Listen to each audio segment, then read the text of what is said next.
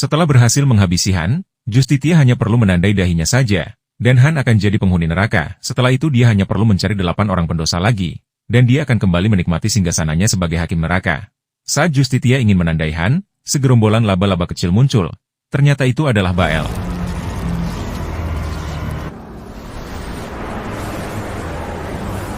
Dia datang dengan membawa peringatan bahwa Justitia telah salah memilih orang. Han bukanlah seorang pendosa, dan karena kesalahannya itu Han akan bangkit kembali. Bael juga menambahkan hukumannya kepada Justitia menjadi 20 pendosa dalam 1 tahun. Jika dia tidak berhasil, maka Bael sendiri yang akan menghabisinya.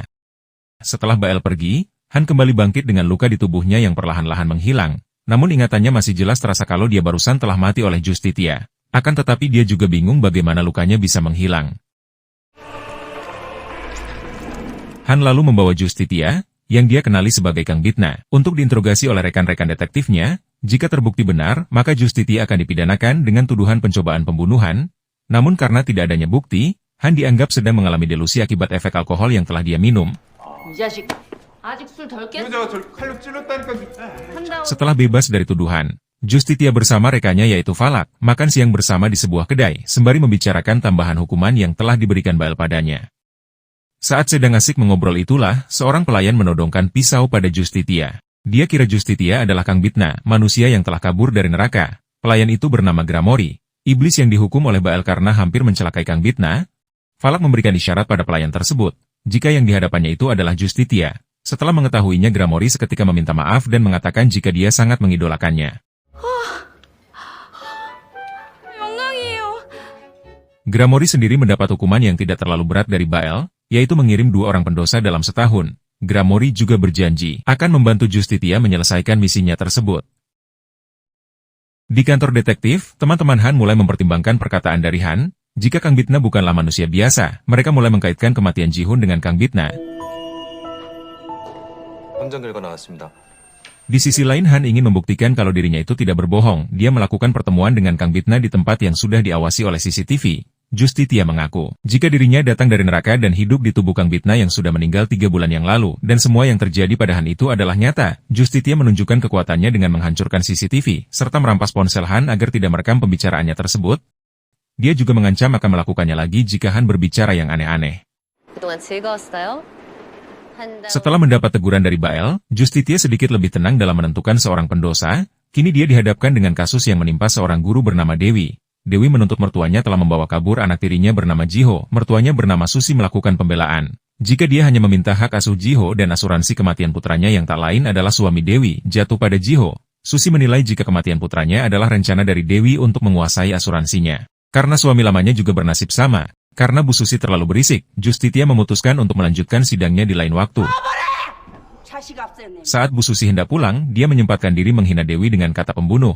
Justitia yang mendengar itu langsung bersemangat untuk mencari siapa yang layak untuk dikirim ke neraka. Tak mau salah ambil keputusan, Justitia mendatangi sekolah tempat Dewi mengajar. Dia mulai mengorek informasi dari Dewi tentang Ibu Susi.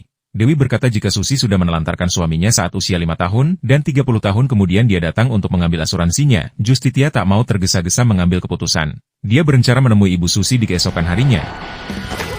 Saat dia ingin pulang, tiba-tiba Han muncul menawarkan bantuan padanya. Di sini Han mencoba mendekati Justitia, karena Han penasaran dengan tujuan Justitia berada di tubuh Kang Bitna. Maka dari itu Han memberikan sedikit informasi tentang Dewi, yang ternyata suami lamanya juga tiba-tiba meninggal, dan setelahnya Dewi mendapat uang asuransi sebesar 500 juta won. Karena informasi tersebut, kini Han menjadi lebih dekat dengan Justitia.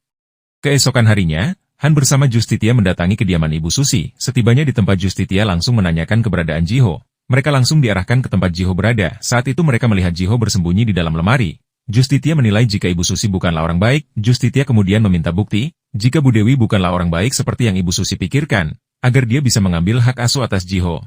Ibu Susi lalu bercerita saat pemakaman putranya, dia melihat Dewi bercumbu dengan pria lain di hari pemakaman itu. Dia juga pernah mendapati Ji-Ho dikurung sendirian di dalam rumah selama 2 hari oleh Dewi. Maka dari itu dia meminta hak asuh Ji-Ho, agar bisa menjauhinya dari iblis betina tersebut. Justitia tidak percaya dengan ucapannya, dan mengajak Han untuk pergi. Han seketika mengeluarkan salibnya, membuat mata Justitia kesakitan. Han meminta Justitia untuk mengobrol sebentar dengan Ji-Ho, sedangkan dia akan mengobrol dengan Bu Susi.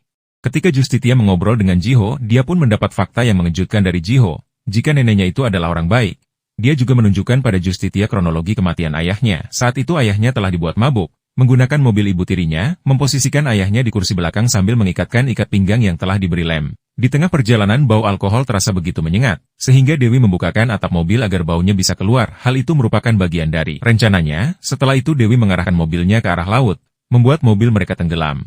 Dan sang ayah terjebak di dalam mobil, karena ikat pinggangnya yang tak bisa dilepas, sedangkan Jiho sengaja ia selamatkan lewat atap mobil. Karena asuransi suaminya sebesar 1,8 juta won dilimpahkan pada Jiho. Mendengar cerita itu Han merasa terharu, tapi tidak dengan Justitia, dia justru senang telah menemukan targetnya.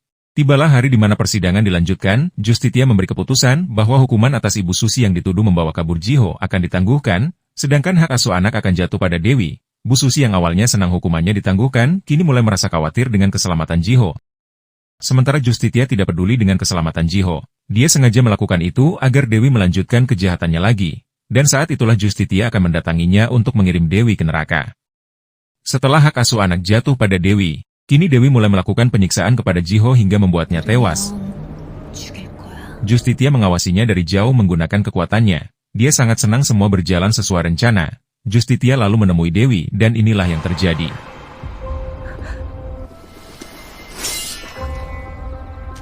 받아야 돼.